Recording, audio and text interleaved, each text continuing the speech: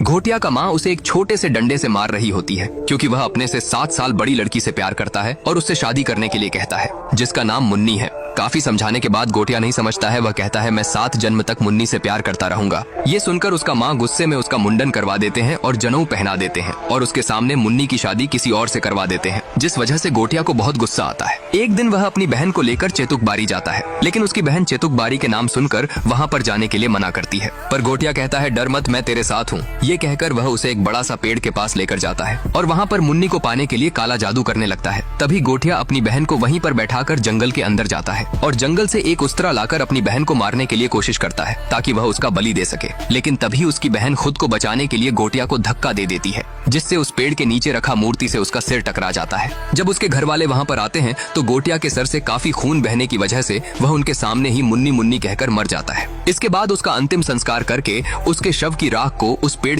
के नीचे दफना देते हैं और उस पेड़ के चारों तरफ मंत्र पढ़कर सफेद धागा बांध देते हैं। यह देखकर घोटिया की माँ पूछती है, ऐसा क्यों कर रहे हो? तभी एक आदमी कहता है, ऐसा नहीं करेंगे तो अनर्थ हो जाएगा, क्योंकि तेरा बेटा अपनी मुंडन के 10 दिन पूरे होने के पहले ही चल बसा। अगर वह जाग गया तो ब्रह्म राक्षस बनेगा। इसके बाद कहानी कुछ साल आगे जाता है। बिट्टू एक डरपोक लड़का था। वह हर छोटे छोटे चीजों से बहुत डर जाता था। वह अपने माँ के साथ अपने पार्लर में काम करता था। एक दिन जब बिट्टू अपने पार्लर जाने के लिए गाड़ी निकाल रहा था, तभी उसे चेतुक बारी का विजन आने लगता है, जिससे वह बहुत डर जाता है। अगले दिन रात को बिट्टू जब अपनी फ्रेंड बेला के साथ क्लब पर होता है, तभी बेला का फ्रेंड कुबा उसे मैरिज के लिए प्रपोज करता है और बेला भी उसे एक्सेप्ट कर लेती है। यह देखकर बिट्टू का दिल टूट जाता है क्योंकि वह बेला को मन ही मन प्यार करता था। तभी उसे फिर से चेतुक बारी की विजन आने लगता है, जिसमें कोई उसे उसके पास आने के लिए बुला रहा था। अगले दिन बिट्टू अपनी माँ और दादी माँ के साथ गाँव जाता है क्योंकि उसके बहन की शादी थी। बिट्टू जब अपनी बहन के साथ घूम रहा था तब उसे चेतुक बारी दिखता है और उसे फिर से कोई वहाँ पर आने। बिट्टू जब गाँव घूमने के बाद घर पर आता है तो देखता है कि उसकी माँ और काका के अंदर झगड़ा लगा है। उसके काका को चेतुक बारी की जमीन बेचना था, जिसे सुनकर बिट्टू की दादी माँ उन्हें मना करती है और कहती है वह जमीन श्रापित है, जिस वजह से गुस्से में बिट्टू के काका बिट्टू को अपने पिता के मरने के पीछे का वजह बता देते हैं और कहते हैं, तेरे बाप को बोला था चेतुक बारी मत जा, लेकिन पागल था तेरे बाप। सभी का मना करने के बाद भी अकेला ही चेतुक बारी के पेड़ जलाने के लिए निकल गया और पैर फिसलकर समुद्र में डूबकर मर गया। और तू भी उसके तरह पागल है। अपने पिता के बारे में सुनकर बिट्टू को बहुत गुस्सा आता है। वह अपने काका को ऐसे कहने के लिए मना करता है, लेकिन उसका काका गुस्से में उसका कॉलर पकड़ लेते हैं, जिस वजह से बिट्टू को बहुत बुरा लगता है और वह गुस्से में अकेला ही अपने गाड़ी लेकर वहाँ से निकल जाता है और चेतुक बारी के उसी श्रापित पेड़ के पास जाता है, जहाँ पर उसे एक अजीब सा राक्षस दिखता है। इधर जब काफी देर तक बिट्टू घर पर नहीं लौटता है तो सभी बहुत परेशान हो जाते हैं। तभी उन्हें पता चलता है कि बिट्टू अकेला ही चेतुक बारी गया है, जिसे सुनकर बिट्टू की दादी माँ बहुत घबरा जाती है और बिट्टू को बचाने के लिए अपने बक्से से एक चीज को लेकर चेतुक बारी जाती है। बिट्टू चेतुक बारी गया है जानने के बाद उसकी दादी माँ अकेला ही उसे बचाने के लिए चेतुक बारी निकल जाते हैं और उसी श्रापित पेड़ के पास जाते हैं, जहाँ पर वही राक्षस उन्हें देखकर हंसता है, जिसे देखकर डरते हुए बिट्टू की दादी माँ उससे बिट्टू के बारे में पूछते हैं। तभी वह राक्षस बिट्टू को उस पेड़ के अंदर से निकालता है, पर अभी भी वह राक्षस बिट्टू को उस पेड़ में कसकर बांध रखा था, जिससे उसे सांस लेने में दिक्कत हो रही थी। तभी बिट्टू की दादी माँ अपनी छड़ी निकालती है। उस छड़ी को देखकर वह राक्षस डर जाता है। बिट्टू की दादी माँ उस छड़ी को लेकर पेड़ के पास जाते हैं और उस पेड़ से बिट्टू को छुड़ाने लगते हैं। यह देखकर वह राक्षस खुद को ब्रह्म राक्षस कहकर दादी माँ के पास आता है, लेकिन बिट्टू के दादी माँ उसे कहते हैं, ब्रह्म राक्षस नहीं, एक विंडोज बच्चा है तू।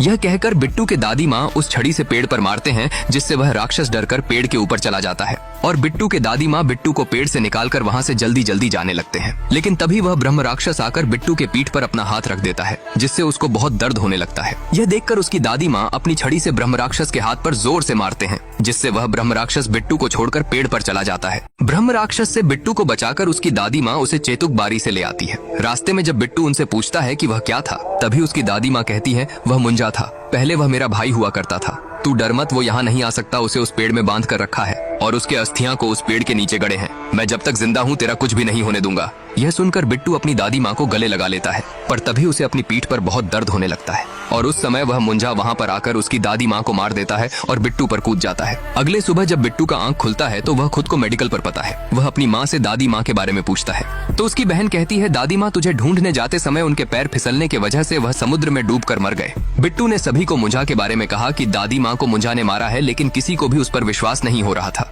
बिट्टू के चाचा बल्लू उसके माँ के मरने के जिम्मेदार बिट्टू को ठहराते हैं और कहते हैं, ना यह अकेला वहाँ पर जाता, ना मेरे माँ उसे ढूंढने जाती, ना उसकी यह हाल होता। ये सब सुनकर बिट्टू की माउस है अपने साथ शहर ले आती है। रास्ते में जाते समय बिट्टू के पीठ पर फिर से दर्द होने लगता है और तभी वहाँ पर वह मुंजा आ जाता है। जिसे देखकर बिट्टू बहुत डर जाता है। लेकिन वह मुंजा उसे आवाज करने के लिए मना करता है और उसे बार बार मुन्नी को ढूंढने के लिए कहता है, जिस वजह से बिट्टू पूरी तरह डर जाता है। अगले सुबह बिट्टू अपने घर पर पहुंचता है, लेकिन उसे अपनी दादी माँ की बहुत याद आ रहा था, इसीलिए वह खाना ना खाकर वहाँ से चला जाता है। रात होने पर बिट्टू को सपने में मुंजा दिखाई देता है, जिस वजह से वह डरकर नींद से जाग जाता है। तभी उसके पीठ पर फिर से दर्द होने लगता है और वहाँ पर सचमुच का मुंजा आ जाता है और उसे घसीटकर दूर फेंक देता है। मुंजा से बचने के लिए बिट्टू भागकर एक कमरे में जाकर छुप जाता है और उस कमरे का दरवाजा बंद कर देता है, जिस वजह से मुंजा वहाँ पर पहुँच नहीं पाता है। लेकिन तभी वह बिट्टू के माँ के पास जाकर उन पर लाइट गिराकर उन्हें मारने के लिए कोशिश करता है, जिसे देखकर बिट्टू बहुत डर जाता है। मुंजा सिर्फ बिट्टू को ही दिखाई दे रहा था। अपनी माँ को बचाने के लिए बिट्टू मुंजा के बात पर राजी हो जाता है और वह रात रात मुंजा को लेकर मुन्नी को ढूंढने लगता है। मुंजा बिट्टू को पूरी तरह मेंटली टॉर्चर कर रहा था, जिस वजह से बिट्टू का तबीयत बिगड़ते ही जा रहा था। अगले सुबह जब बिट्टू का दोस्त उसके घर पर आता है, मुंजा बिट्टू को पूरी तरह मेंटली टॉर्चर कर रहा था, जिस वजह से बिट्टू का तबीयत धीरे धीरे बिगड़ते ही जा रहा था। अगले दिन सुबह जब बिट्टू का बेस्ट फ्रेंड दिलजीत उसके घर पर आता है, तो वह बिट्टू का यह हालत देखकर पूछता है, तेरी दादी माँ का गुजर जाने का दुख मुझे भी है, लेकिन तू उनके जाने का गम में कब से ऐसे गांजा फूंकने लगा है। यह सुनकर बिट्टू उसे सब कुछ बता देता है कि मेरी ऐसी हालत के पीछे गांजा नहीं मुंजा है। बिट्टू दिलजीत को मुंजा के बारे में सब कुछ बताता है, लेकिन दिलजीत को उस पर विश्वास नहीं हो रहा था। बिट्टू ने अपने पीठ पर मुंजा का दिया हुआ घाव भी दिखाता है और कहता है, अगर तुझे मेरी बात पर विश्वास नहीं हो रहा है तो आज मेरे साथ मेरे घर पर रुक, लेकिन मुंजा सिर्फ मुझे ही दिखाई देगा, तू बस उसका आवाज सुनना, शायद तुझे सुनाई दे। दिलजीत उसके बात पर राजी हो जाता है। शाम ढलने के बाद बिट्टू के पीठ पर फिर से दर्द होना शुरू हो जाता है। इसके बाद दोनों मुंजा का आने का इंतजार करने लगते हैं। तभी मुंजा आकर दिलजीत के कान के पास जोर से चिल्लाता है, जिससे दिलजीत पूरी तरह डर जाता है। इसके बाद मुंजा क्या चाहता है जानने के लिए दोनों उससे पूछने लगते हैं, लेकिन मुंजा कुछ भी नहीं कहता है, जिस वजह से दिलजीत बिट्टू से कहता है, शायद मुंजा को इंग्लिश नहीं आता है, बचपन से स्कूल नहीं गया होगा बेचारा।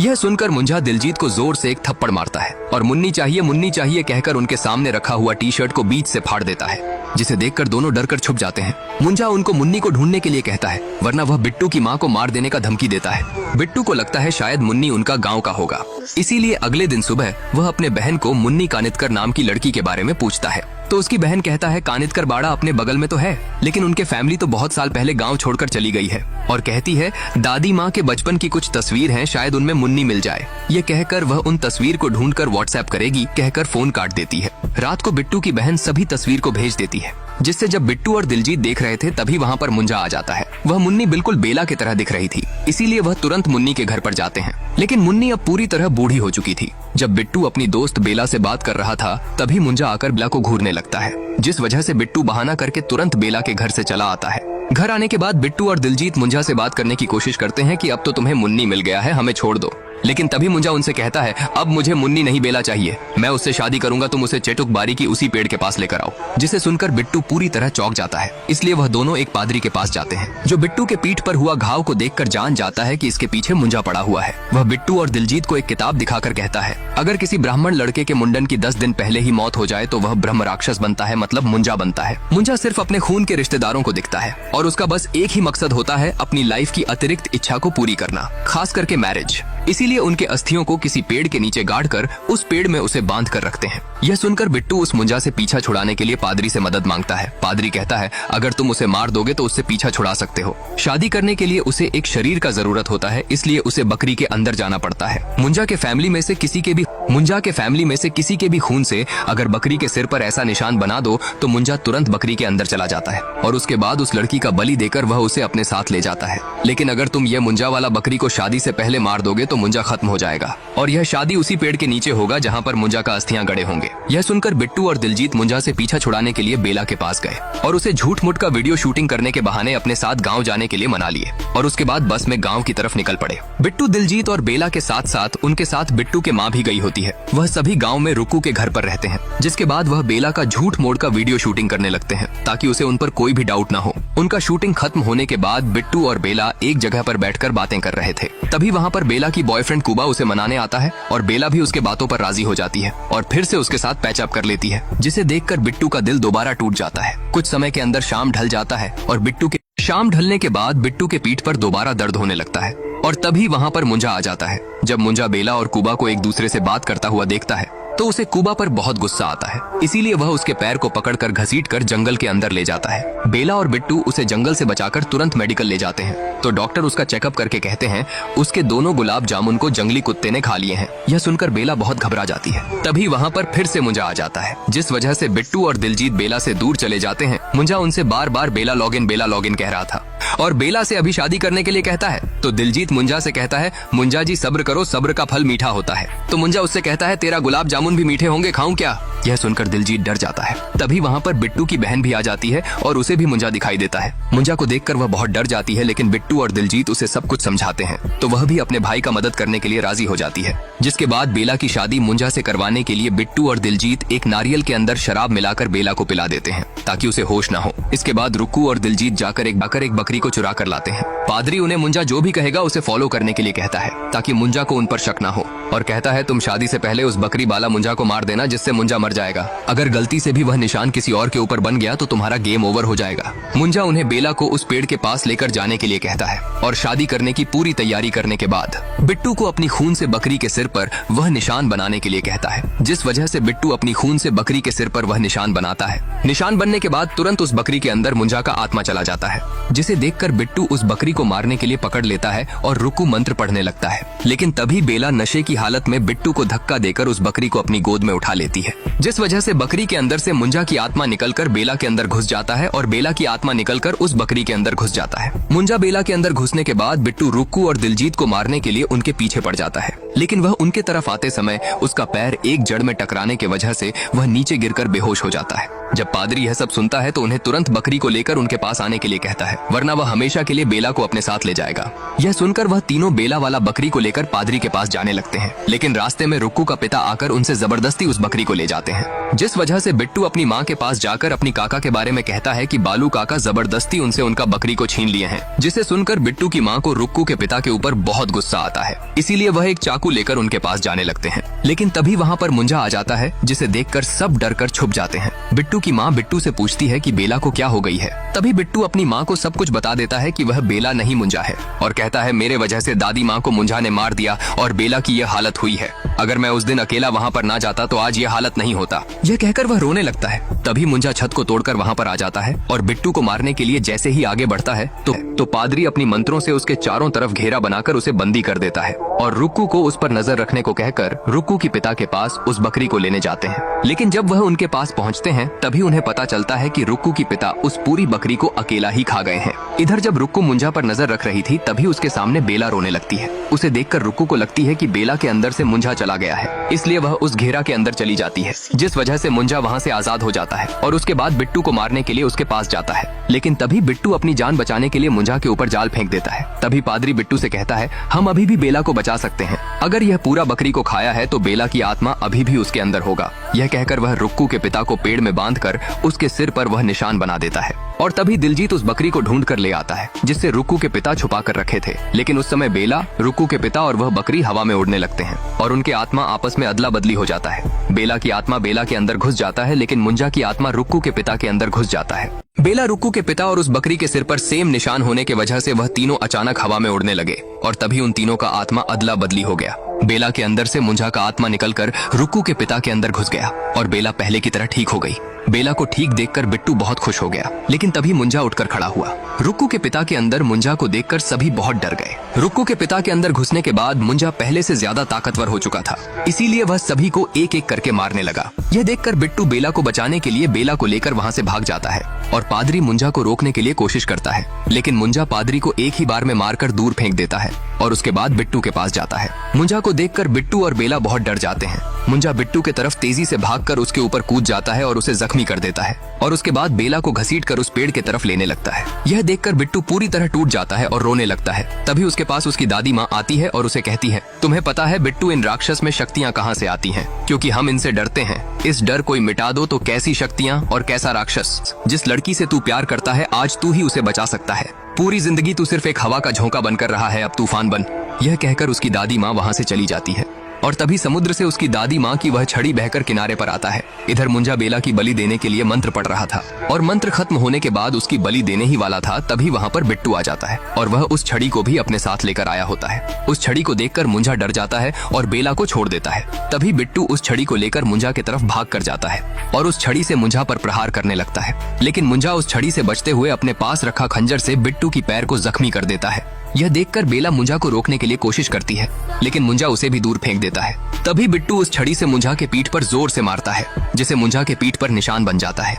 यह देखकर बिट्टू जान जाता है कि इस छड़ी से ही मुंजा को जख्मी कर सकते हैं, इसीलिए वह दोबारा उसे मारने के लिए आगे बढ़ता है। लेकिन तभी तो मुंजा कूदकर पेड़ के ऊपर चला जाता है और छुपकर बिट्टू के ऊपर कूद जाता है और उसका गला दबाकर मारने लगता है। लेकिन तभी बेला बिट्टू को बचाने के लिए मुंजा के सिर पर एक पत्थर से मारती है, जिस वजह से मुंजा को बेला पर बहुत गुस्सा आता है, इसीलिए वह उसका गला पकड़ लेता है। तभी बिट्टू पीछे से मुंजा को उस छड़ी से मारने लगता है और उस पर अपनी सभी गुस्सा उतारने लगता है और कहता है, तू सबका जीना हराम करके रखा है, जब देखो लॉगिन लॉगिन कहता रहता है। कभी मुन्नी से पूछा, मुन्नी को क्या चाहिए? मेरी दादी माँ को तूने मार डाला, उसको तुझे नहीं मारना चाहिए था। तभी मुंजा बिट्टू के हाथ को पकड़कर तोड़ देता है और उसके गले को पकड़कर ऊपर उठा लेता है और कहता है, ब्रह्म राक्षस हूँ मैं। तो बिट्टू उसे कहता है, ब्रह्म राक्षस नहीं, एक विंडोज बच्चा है तू। यह कहकर वह अपनी खून से पेड़ में वह निशान बना देता है और पहले से ही मुंजा के पीठ पर वह निशान बना चुका था, इसीलिए मुंजा हवा में उड़ने लगता है और रुक्कू के पिता के अंदर से मुंजा का आत्मा निकलकर पेड़ के अंदर चला जाता है। रुक्कू के पिता के होश आने के बाद वह डर कर वहाँ से भाग जाते हैं। उसके बाद वह मुंजा पेड़ के अंदर से निकलता है और उस पेड़ के जड़ से बेला की पैर को पकड़कर अपनी तरफ घसीट कर लाने। मुंजा का आत्मा पेड़ के अंदर घुसने के बाद वह उस पेड़ के अंदर से निकलता है और वह पूरे पेड़ को ही शैतान बना देता है, जिस वजह से पेड़ की जड़ मुंजा की इशारों में काम करने लगते हैं। तभी मुंजा बिट्टू और बेला पर पेड़ की जड़ से हमला करता है। यह देखकर बिट्टू बेला को बचाते समय खुद नीचे गिरकर जख्मी हो जाता है और तभी मुंजा बेला की पैर को पकड़कर अपनी तरफ घसीट कर लेने लगता है और दूसरे तरफ बिट्टू को मारने के लिए उस पर हमला करता है, लेकिन बिट्टू उस हमले से बच जाता है। पर फिर भी मुंजा बिट्टू को पकड़ लेता है और उसे मारने के लिए अपनी तरफ खींचने लगता है। तभी बेला को एक जगह पर एक तेल का डिब्बा दिखाई देती है। जब मुंजा बिट्टू को मारने के लिए उसे अपने करीब लाता है, तभी बेला उसके ऊपर वह तेल को फेंक देती है और बिट्टू उस पर आग लगा देती है, जिसे मुंजा उस पेड़ के साथ जलने लगता है और वह मर जाता है। कुछ दिनों बाद बिट्टू आखिरकार बेला को प्रपोज कर देता है, लेकिन बेला उसे कहती है, मैं भी तुम्हें पसंद करती हूँ, लेकिन मुझे नहीं पता मैं क्या चाहती हूँ, बस मैं तुम्हें खोना नहीं चाहती कभी भी। यह सुनने के बाद बिट्टू उसे कहता है, मैं समझ सकता हूँ, मैं तुम्हारे सिर पर बैठा मुंजा नहीं बनना चाहता, तुम जाओ और अपनी लाइफ को एंजॉय करो। इसके बाद यह कहानी यहीं पर समाप्त